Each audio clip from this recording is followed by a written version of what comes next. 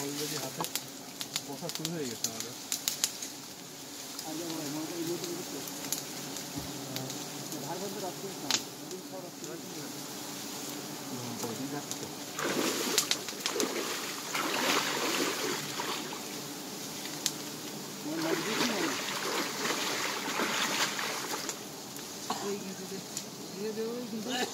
না না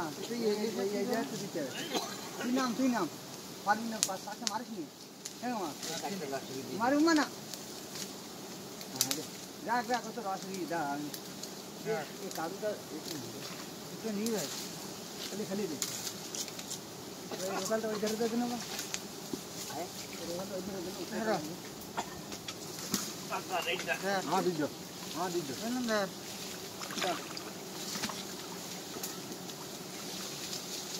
বাটাই গেছে আর ওই মারে না মোর এর কাছে দিলে অনেক কষ্ট ভাই সে ওই যাবে না তো ভাই এটা ধর ও মোমাই দিলি যা। হ্যাঁ ও মোসা পুজ যা ও বাস মারে না কেন না দিলি না রে হাই ধার মে দে না রে ভাই ভিডিও হচ্ছে তো? হ্যাঁ হ্যাঁ ভিডিও হচ্ছে, সমস্যা নেই।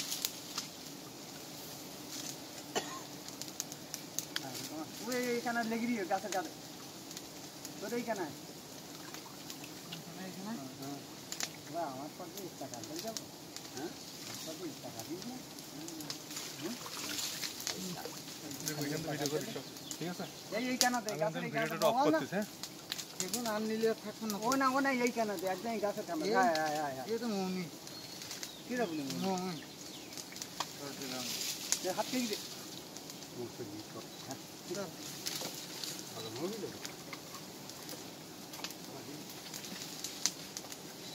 কার ঘাট কারণ আমাকে দিয়ে যেতে ভাই এই যে মধু সংগ্রহ করলাম এই যে পকা মধু আচ্ছা 2 কেজি হয়েছে। বেরোবো কোন পাতে? সে পাতে সেই পাতে আমি বলে স্ট্যাচুর মতন ওইবার দাঁড়ায় রয়েছি।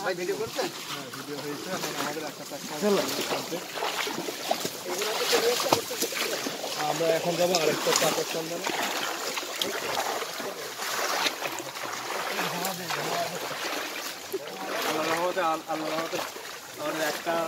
এই মধুটা আমরা এখন সংগ্রহ করলাম। এই মধুটা এখনই কিছুক্ষণের মধ্যে আরও একটা চাকের জন্য যাবো, চাকের সন্ধানে। তো চাক সহ মধু এভাবে সংগ্রহ করে। আমার গায়ে এখনো মৌমাছি ভিতরে ঢুকে আছে। এই যে বাচ্চা এগুলো বাচ্চাগুলো ঢুকেছিল। আমরা এখন জঙ্গলের ভিতরে। আমি চেয়েছিলাম লাইভ করার জন্য, বাট এখানে কোনো নেটওয়ার্কের কোনো না বাংলা লিঙ্ক না কোনো গ্রামীণ নেটওয়ার্ক নাই। তো আমরা একটা মধু পেয়েছি চাকসহ। তো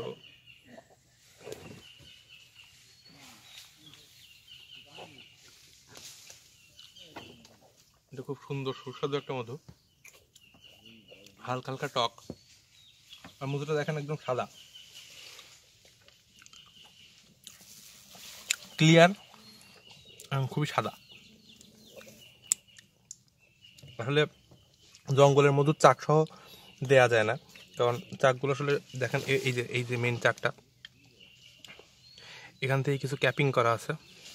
আর এই যে চাকটা কিন্তু এখনো ফুল ক্যাপিং করা না, তারপরেও কিন্তু চাকটা কাটা হয়ে গেল। তো এর ফলে কি হয়, এর ফলে এই মধুটা আমরা মানে অ্যাকচুয়াল যে গ্রেডের যে মধুটা সেটা কিন্তু পাই না।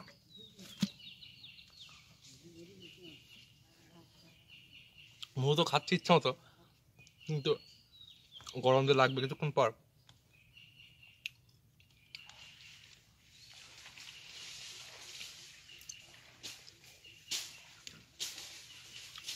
অক্স সাদা মোম সম্পূর্ণ। তো আমরা আসলে ঠিক এতটাই পিওর হানি আমরা কালেক্ট করি প্রতি বছর আমাদের নিজস্ব যে মোবাইল ভাইয়েরা আছে তাদেরকে দ্বারা। এই জন্য অনেকে অর্গানিক হানির যে মান এবং গুণ সম্পর্কে জানতে চান। তো দ্যাটস ওয়াই আমরা এবার অনেক কষ্ট করে হলেও আমরা চেয়েছি যে কীভাবে এটা কালেক্ট করা হয়। এটা জাস্ট আজকে শুক্রবার, তাদের ডে অফ ছিল। দ্যাটস ওয়াই আমরা বললাম যে তাদের সাথে আমরা আসার জন্য, যে আজকে আমাদেরকে একটু দেখাইতে। তো অ্যাকচুয়ালি তারা কিন্তু এই একদিনে না, তারা এরকম 7 দিন 8 দিনের জন্য জঙ্গলে চলে যায় এবং তারপরে এই মধুগুলো কালেক্ট করে। অনেকে বলে যে ক্লেম করে যে তারা জঙ্গলের মধ্যে যে মধু চিনি মিশায় নিয়ে আসে বা কোনো সামথিং লাইক দ্যাট, চিনি মিশায় বা কিছু মিশায়। আপনি একটা কথা বলেন, এইরকম জায়গায় এরকম একটা ছোট্ট চুলা, সেখানে কোথায় চিনি মিশাবে, কীভাবে মিশাবে? গ্রাম থাকে একটা, এরকম একটা হাঁড়ি থাকে, এই হাঁড়ি একটা ভরে দেওয়ার পরে তারা ওই ড্রামের মধ্যে ভরে, তারপরে আবার মধু নিয়ে আসে। এই যে এর মধ্যে জঙ্গলের মধ্যে তারা নিজের জীবনটাকে হাতে করে নিয়ে আসে। তো সেখানে অবশ্যই তারা ভেজাল মিশায় না। যদি ভেজাল মিশানো হয়, সেটা কারা মিশায় হয়তো আমাদের মতো ব্যবসায়ীরা, যারা ওনাদের কাছ থেকে খাঁটি মধুটা কেনার পরে আমরা বাজারে নিয়ে আসতেছি, অধিক লাভের আশায় আমরা ভেজাল মিশাচ্ছি। তো আসল যে মৌয়াল, তাদেরকে কিন্তু আমরা দোষারোপ করতে পারি না। তো আপনারা অর্গানিকও সহায় থাকবেন। অর্গানিকও কখনো মধুর মধ্যে মধু ছাড়া অন্য কিছুই মিশায় না, মধুই থাকে। আমরা চিনি বা অন্য কিছুই মধু মিশাই না। আমাদের কামাল আমাদের মধুগুলো সরবরাহ করে, সুন্দরবনের মধু। এবং মেইনলি আসেন হলো কামালের আব্বা, উনি আসেন, কামালের ভাই জামাল সাহেব, ওনারা দুজন এবং আরও তাদের সাথে যে লোকেরা আছে 7-8 জন মিলে এই জঙ্গল থেকে মধু কালেক্ট করে। এভাবেই কালেক্ট করে এবং এইগুলাই আমাদের কাছে পৌঁছায় দেয়। 10 কেজি চাকসহ পৌঁছায় দেয়। তো আমরা এখন চলে যাচ্ছি অন্য একটা মধুর সন্ধানে, তো সেখানে যাচ্ছি। তো ঠিক আছে, আমরা চেষ্টা করবো পুরো এটা ভিডিও করার জন্য। আর মধু কালেকশনটা তো নিশ্চয়ই ভিডিও করছিস না জিগু? মধু কালেকশনটা ভিডিও হয়েছে। আমি এগুলো একটু এডিট করার পর, মানে সবগুলো অ্যাড করার পরে আমরা আবার আমাদের ইউটিউব চ্যানেল এবং আমাদের ফেসবুক পেজে এটা আপনারা দেখতে পাবেন। ধন্যবাদ।